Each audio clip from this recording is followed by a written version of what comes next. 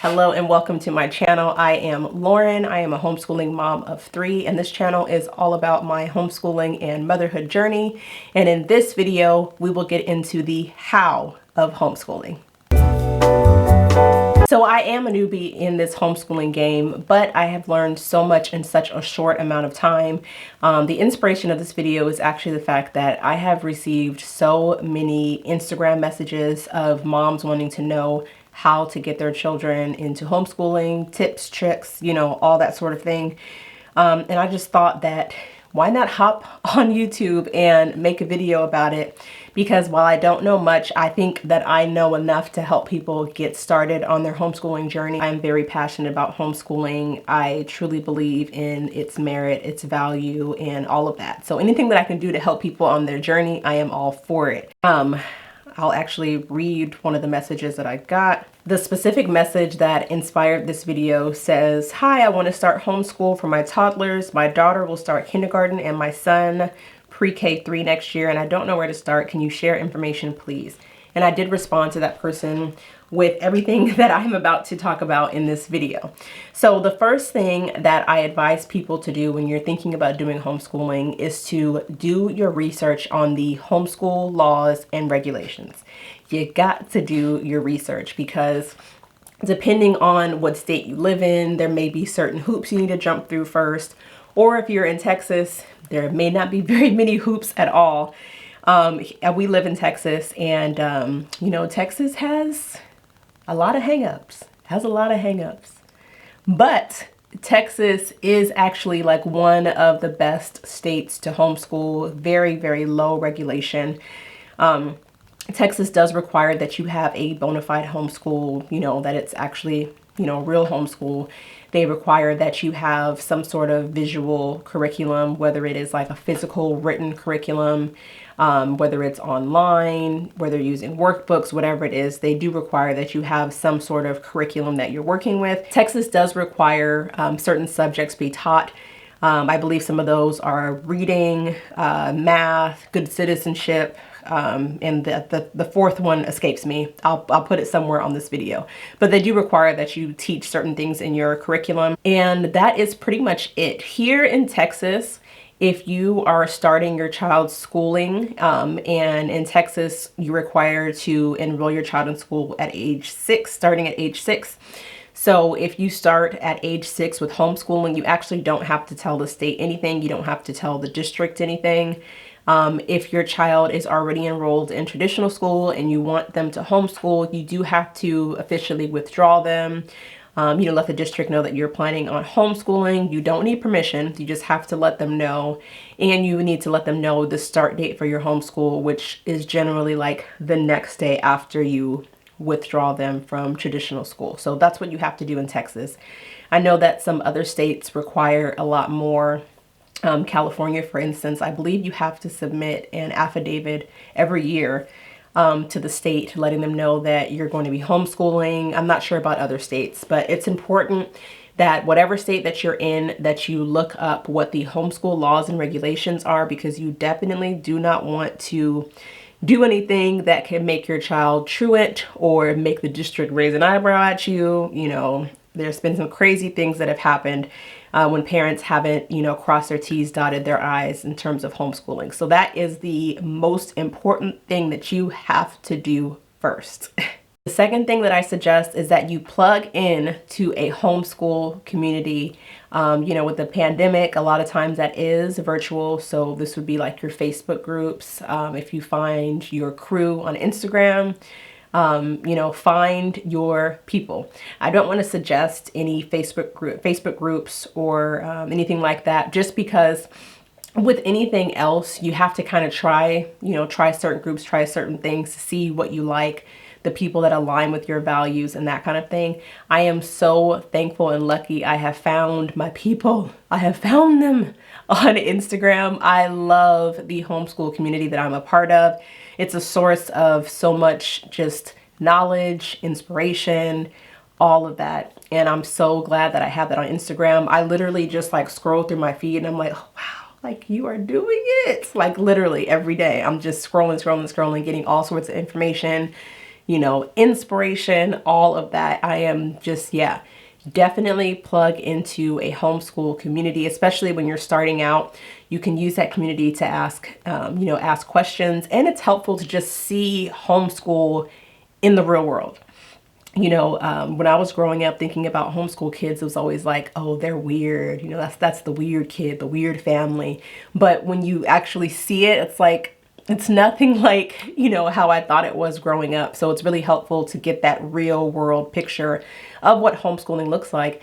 And also realizing that homeschool looks completely different for different families, because with homeschool, you are doing what works for your family.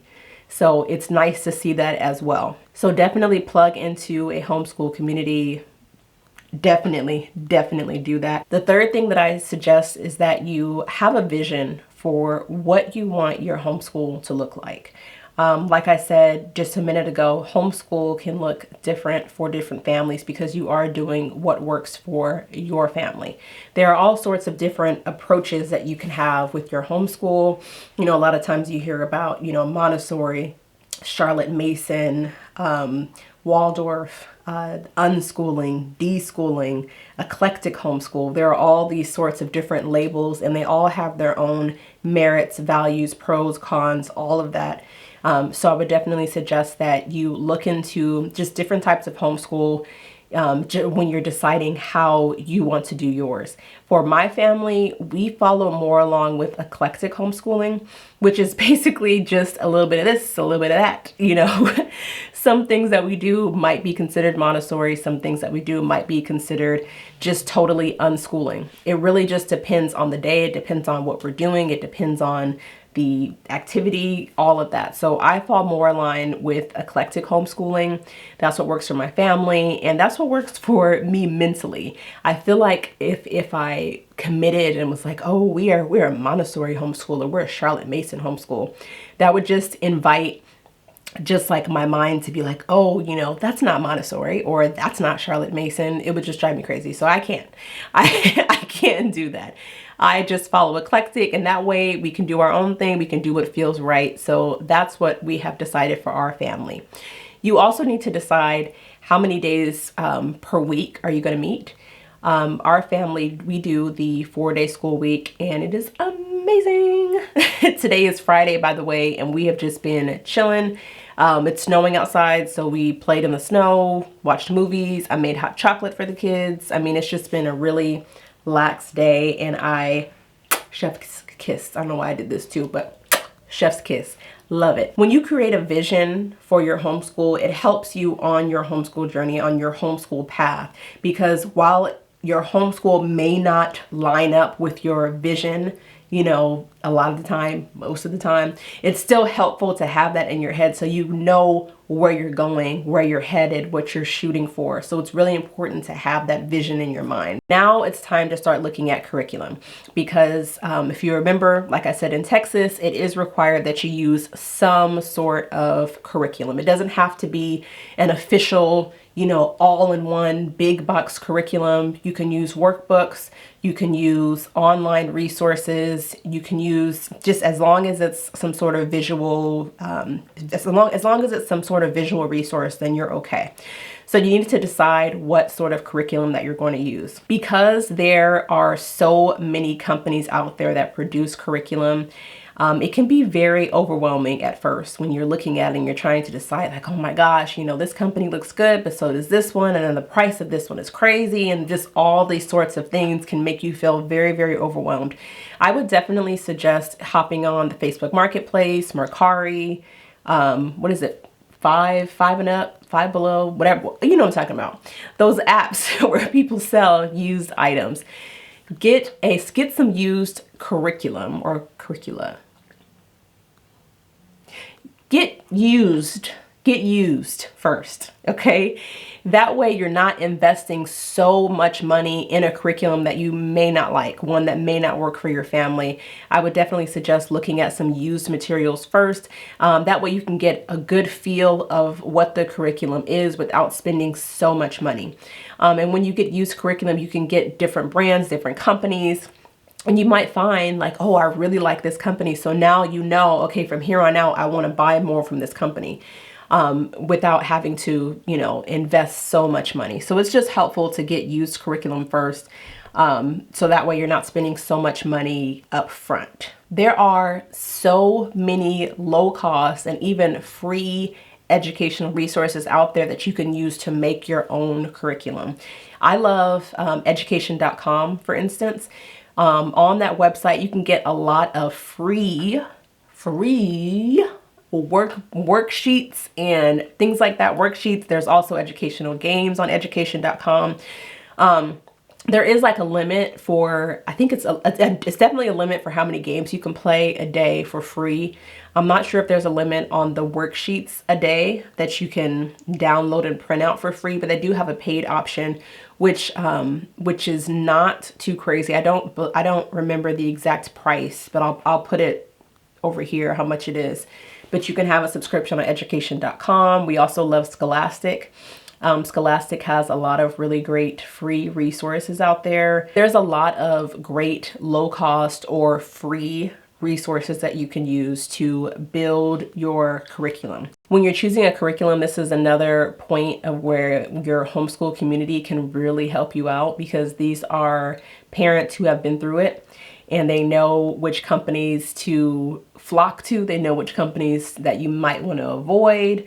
They can tell you like, you know, this company is great, but you know, you might want to get something else for math because that's not so great, or whatever it is. So again, this is where your homeschool community really comes into play when you're choosing a curriculum for your homeschool. The last thing that I let moms know is just reminding them that homeschool is not school at home.